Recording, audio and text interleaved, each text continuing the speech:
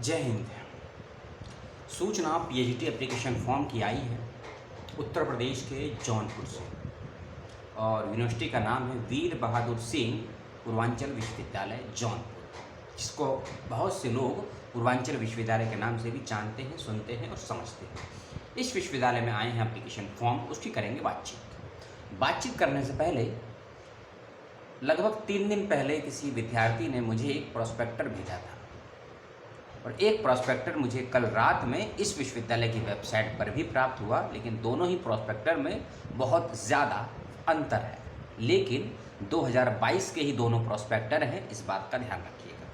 तो आज का ये पहला वीडियो है और इस यूनिवर्सिटी के एडमिशन के संदर्भ का ये पहला पार्ट है। दूसरा पार्ट देखिएगा, क्योंकि जो दूसरा प्रोस्पेक्टर प्राप्त हुआ है उसकी पुष्टि या प्रमाणिकता जब तक नहीं हो जाती है उसके विषय में बात नहीं करेंगे, क्योंकि बहुत सी ऐसी बातें हैं उस पुराने वाले प्रोस्पेक्टर में जो नए प्रोस्पेक्टर में मेंशन नहीं है। तो कौन सी जानकारी किस प्रोस्पेक्टर की सही है, इसके लिए जब तक मैं विश्वविद्यालय के किसी विद्यार्थी, शोधार्थी, शिक्षक या अधिकारी से बातचीत ना कर लूँ तब तक मैं बहुत सी बातों की प्रमाणिकता नहीं बता पाऊँगा आपको। ठीक है, 50 सब्जेक्ट हैं जहाँ आए हैं एप्लीकेशन फॉर्म। 50 सब्जेक्ट में सीटें आई हैं पीएचडी की। किस विषय में कितनी सीटें हैं ये आपको आगे बताएंगे। और 4-5 विषय ऐसे हैं जिसमें अभी सीटें नहीं हैं। 4-5 विषय ऐसे हैं जिसमें अभी सीटें नहीं हैं, लेकिन एंट्रेंस एग्ज़ाम जब आपका होगा तब तक विभाग के द्वारा बताया गया है कि डीआरएस से पहले या डीआरसी से पहले सीटें उस विभाग में भी आ जाएंगी। तो सभी विषयों के विद्यार्थियों को कोई घबराने की आवश्यकता नहीं है और सीटों में चेंज भी होगा इंटरव्यू से पहले। ये था इंट्रोडक्शन जो मैंने आपको दिया। अच्छा लगा, बुरा लगा, 1% मुझे नहीं पता। अब चलते हैं सीधे। और हाँ, महत्वपूर्ण डेट्स कि लास्ट डेट क्या है, क्लोजिंग डेट क्या है, एडमिट कार्ड कब आएगा, ये सब बातें नए प्रोस्पेक्टर में नहीं है, पुराने में है। उसकी पुष्टि मैं अभी नहीं कर सकता हूँ। बस एक चीज़ ये समझ लीजिए कि कल यानी कि 27 अप्रैल को फॉर्म आउट हो गया है और लास्ट डेट है आवेदन की 26 मई। अब ये सही है गलत है, क्योंकि मैंने कहा ना नए प्रोस्पेक्टर में चीज़ें हटा दी गई हैं, उसकी बात नहीं करेंगे। और दूसरी बात कि फुल टाइम और पार्ट टाइम दोनों ही माध्यम से पीएचडी के लिए आवेदन आप कर सकते हैं। यदि आप पीएचडी करना चाहते हैं पार्ट टाइम में तो पार्ट टाइम में आवेदन कीजिए, फुल टाइम में करना चाहते हैं तो फुल टाइम कीजिए। लेकिन पार्ट टाइम पीएचडी के कुछ टर्म्स एंड कंडीशंस हैं जो मैं आपको आगे बताऊंगा और किस आधार पर आपको प्रवेश परीक्षा से छूट मिल सकती है वो बातें भी आपको आगे बताऊंगा इसी वीडियो में। अब ये लंबा चौड़ा वीडियो है पुराने वीडियो की तरह, तो देखिएगा और सूचनाओं को समझ में ना आने पर कमेंट बॉक्स में सवाल कर लीजिएगा। वीर बहादुर सिंह पूर्वांचल विश्वविद्यालय 22 सेशन के लिए पीएचडी का फॉर्म आया है। रजिस्ट्रेशन इसमें की फ़ीस है 500 रुपये SC ST और EWS बच्चों के लिए, और बस यही है। और जो बच्चे यूपी के हैं, उत्तर प्रदेश के हैं, उन्हीं को इस कैटेगरी का लाभ मिलेगा। और जो बच्चे ओबीसी में है, सामान्य है, उनको 1000 रुपये की फ़ीस देनी है। ठीक है, स्टेट यूनिवर्सिटी है, इस बात का भी ध्यान रखिएगा आप लोग विशेष रूप से। और कौन कौन से विषय हैं जिसमें पीएचडी अप्लाई कर सकते हैं वो मैं आपको वीडियो के सेकंड वाले पार्ट में बताऊंगा। ठीक है, और कितनी सीटें हैं ये भी बताऊंगा। जब तक एक दिन का समय दे दीजिए। विषय थोड़े हिंदी इंग्लिश दोनों में है, सुन लीजिए। Biotechnology, business economics, human resource development, financial studies, business management, व्यवहारिक मनोविज्ञान, computer application, electronic engineering, computer science and engineering, mechanical engineering, मानविकी एवं सामाजिक विज्ञान, जनसंचार एवं पत्रकारिता, नैनो साइंस, ये सब बातें प्रोस्पेक्टर में दी गई हैं। प्रोस्पेक्टर को देख लीजिएगा। और शायद ही कोई ऐसा विषय होगा जो झूठा होगा, लेकिन फिर भी है, हज़ारों विषय हैं दुनिया में, सबको तो कवर नहीं कर सकते हैं। ठीक है, इसी प्रोस्पेक्टर के नीचे एक बात कही है कि वर्तमान में कोई सीट रिक्त नहीं है, भविष्य में सीट होने की संभावनाएँ हैं। पीएचडी प्रवेश परीक्षा के उपरांत डीआरसी की अंतिम तिथि तक सीटों में परिवर्तन हो सकता है। इसीलिए मैंने कहा कि जिन विषयों में सीटें नहीं हैं उसमें मत घबराइए। प्रवेश परीक्षा होने के बाद जो आपका डीआरसी होती है उस दौरान तक वेट करिएगा, सीटें उसमें भी आ जाएंगी। ठीक है, प्रवेश परीक्षा में नेगेटिव मार्किंग नहीं है किसी प्रकार की। 50% यदि आपके अंक हैं पीजी के अंतर्गत और आप दिव्यांग कैटेगरी में हैं, EWS दिव्यांग कैटेगरी में है, SC कैटेगरी में है, ST कैटेगरी में है, OBC नॉन क्रीमी लेयर में है, तो आवेदन कर सकते हैं। यदि आप इन कैटेगरीज में नहीं हैं तो आपके 55% नंबर होने चाहिए पीजी में। एक और बात, जो बच्चे पीजी के 4th सेमेस्टर में हैं या जो बच्चे पीजी के 4th सेम का एग्ज़ाम दे चुके हैं वो बच्चे भी अप्लाई कर सकते हैं। इस बात का ध्यान रखिएगा। एक बात बस यही रखिएगा, जब अप्लाई करते वक्त आपका यदि किसी सब्जेक्ट में ईयर बैक है और यदि आपका पहला या दूसरा सेमेस्टर है तो अप्लाई कर दीजिएगा, लेकिन अगर आपके तीसरे या चौथे सेमेस्टर में ईयर बैक लगा है तो मत भरिएगा, फॉर्म डिस्क्वालीफाई हो जाएगा। और एक और बात, यदि आप नेट क्वालिफाई हैं या जेआरएफ क्वालिफाई हैं तो अप्लाई करिएगा, और नहीं है तो भी अप्लाई कर सकते हैं। एमफिल के बच्चों के लिए विशेष सुविधाएं हैं, वो मैं आगे बताऊंगा आपको, और इसका एडमिशन का क्राइटेरिया बहुत अच्छा है। 10th 12th UG PG, 10th 12th UG PG में कितने परसेंटेज आपके नंबर आए हैं उसके आधार पर भी यूनिवर्सिटी ने आपको नंबर देने का एक ग्राफ बनाया है। ये ग्राफ वैसे असिस्टेंट प्रोफेसर के लिए अप्लाई करते हैं जब एपीए बोलते हैं तब लगता है, लेकिन यहाँ एडमिशन के वक्त में आपको उसका लाभ मिलेगा। और एपीए का पूरा चार्ट फ्लो प्रोस्पेक्टर में दिया गया है, उसको आप देख लीजिएगा। ठीक है, अब बात करते हैं फुल टाइम पीएचडी की। जो बच्चे नेट जेआरएफ गेट क्वालिफाई हैं वो बच्चे आवेदन कर सकते हैं फुल टाइम पीएचडी के लिए। इसके अलावा जो बच्चे सीएसआईआर या यूजीसी या DAE, DST, DBT, NB, HM, NDF, AICTE, ICCR, JEST, DRDO, QIP या और क्या है, हाँ स्पॉन्सर है, ये जो मैंने नाम बताए हैं, यदि आप इस प्रकार के किसी भी प्रवेश परीक्षा को पास कर चुके हैं या स्कॉलरशिप परीक्षा को, तो आप पूर्णकालिक पीएचडी के लिए आवेदन कर सकते हैं। ठीक है, यदि आप नेट जेआरएफ क्वालिफाई नहीं है तो भी पूर्णकालिक पीएचडी के लिए अप्लाई कर सकते हैं। और भारतीय नागरिक आप हैं या विदेशी नागरिक हैं तो कोई फ़र्क नहीं पड़ता है, वो भी आवेदन कर सकते हैं। एक और बात, ऐसे कोई विद्यार्थी हैं जो पूर्वांचल विश्वविद्यालय से ही किसी प्रकार का जॉब कर रहे हैं, टीचिंग में है, नॉन टीचिंग में है, वो भी आवेदन कर सकते हैं। पीएचडी के लिए आपके पास 6 महीने का एक्सपीरियंस सर्टिफिकेट होना ज़रूरी है, और साथ ही साथ में इंटरव्यू के वक्त में आपके पास एक एनओसी का लेटर होना भी ज़रूरी है, इस बात का ध्यान रखिएगा। पार्ट टाइम पीएचडी के लिए भी कुछ योग्यताएँ हैं, इसको भी समझ लीजिए।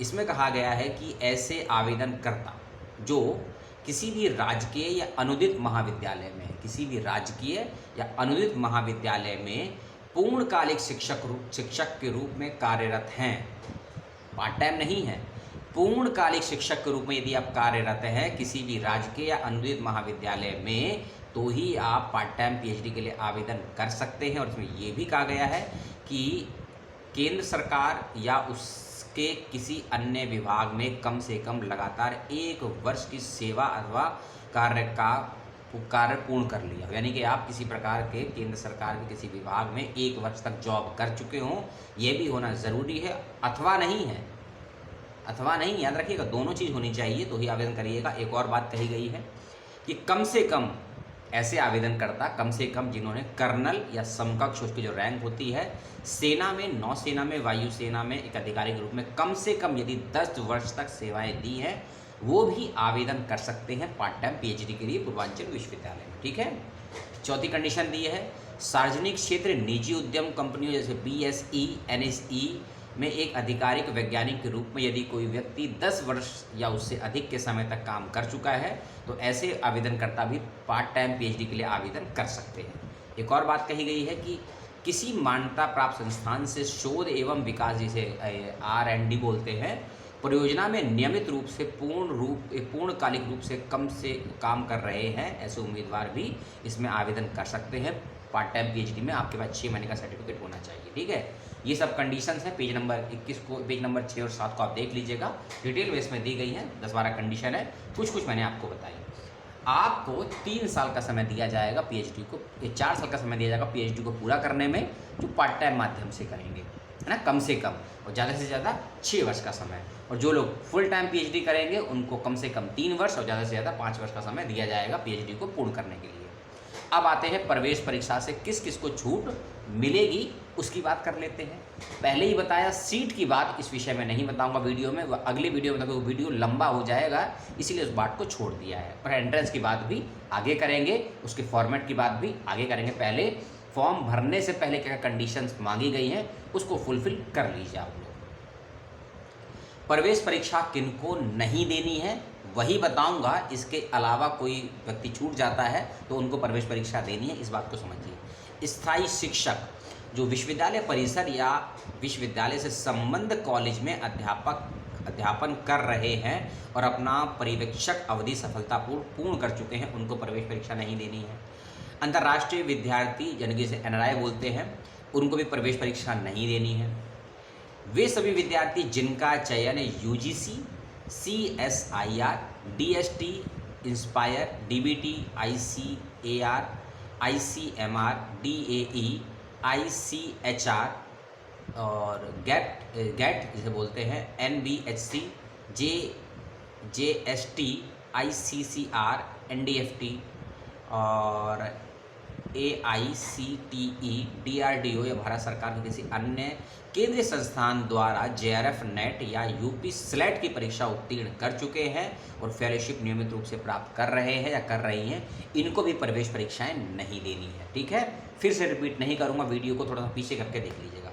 एक और बात कही गई कि ऐसे विद्यार्थी जिन्होंने गेट की परीक्षा उत्तीर्ण की हो और उनका गेट का स्कोर कार्ड वैध हो, क्योंकि गेट का जब आप पास कर लेते हैं उसके सर्टिफिकेट की वैल्यू होती है 3 साल के लिए कम से कम होती है। यदि आपके सर्टिफिकेट की वैल्यू है 3 साल खत्म होने में समय बाकी है तो ही गेट का स्कोर वैलिड होगा और तभी आपको एग्जामिशन दिया जाएगा। और कंडीशंस भी हैं जिनको एग्ज़ाम नहीं देना है, वो भी सुन लीजिएगा। जिन्होंने आर्मी, नेवी या एयरफोर्स में कम से कम 10 वर्ष तक सेवा दी है, इनको ये प्रवेश परीक्षा नहीं देनी है। एमफिल उपाधि धारक को भी प्रवेश परीक्षा नहीं देनी है। Government sector, public sector, private industry companies में किसी भी ऐसे आवेदनकर्ता ने 10 वर्ष तक सेवा दी है, उनको ये प्रवेश परीक्षा नहीं देनी है। विधि द्वारा स्थापित मान्यता प्राप्त विश्वविद्यालय, ये मैं पढ़कर इसलिए सुना रहा हूँ ना, पूरा का पूरा प्रोस्पेक्टर हिंदी में है और उसके अलावा बड़ी ही क्लिष्ट हिंदी है, एकेडमिक हिंदी है, आपको समस्या हो जाएगी, इसलिए समझाने का प्रयास कर रहा हूँ। 5 मिनट और लूँगा। ये सब है। और ऐसे आवेदनकर्ता जो एग्जाम्शन पाना चाहते हैं ना, उनको पीएचडी फुल टाइम करनी होगी। इसमें और पार्ट टाइम भी कर सकते हैं, दोनों की बाउंडेशन नहीं है। इसके अलावा जो भी छूट गए हैं ना, उन सबको प्रवेश परीक्षाएं देनी है। इसमें अब अगली बात है कि क्या बात है, हाँ, प्रवेश परीक्षा की बात, एग्ज़ाम पैटर्न की बात, सीट की बात हम आगे करेंगे। और जो भी सूचना मैंने आपको दी, क्योंकि फॉर्म भरना है आपको, और फॉर्म भरते वक्त आपको मालूम चलेगा कि हमारे पास ये कंडीशन नहीं है, हमारे पास नेट सेट गेट जेआरएफ नहीं है, हमारे पास एक्सपीरियंस सर्टिफिकेट नहीं है, हमारा सीजीपीए या मार्क्स कंप्लीट नहीं है, तो आपको दिक्कत ना हो, इसलिए बताया। अगले वीडियो में सीट, एग्ज़ाम, एंट्रेंस की डेट, एग्ज़ाम का पैटर्न, इसकी बातचीत करेंगे। और 26 मई लास्ट डेट है, मैं ऑफिशियल रूप से बता रहा हूँ, और बाकी बातें कल। और इसके बाद एक स्टेट का सेट का फॉर्म आया है, नेट का नहीं, सेट का, उसकी भी बात करेंगे। भरना हो तो भरिएगा, 30 से ज़्यादा सब्जेक्ट हैं और सेट की वैल्यू गेट से कम नहीं है, और सेट होने का मतलब नेट से कम नहीं है, उसकी बात करेंगे अगले वीडियो में। और इस वाले वीडियो का सेकंड पार्ट ज़रूर देखिएगा, आज या कल में आपको वही मिल जाएगा। आपने अपना समय दिया उसके लिए बहुत बहुत धन्यवाद। नमस्कार, जय हिंद, सलाम।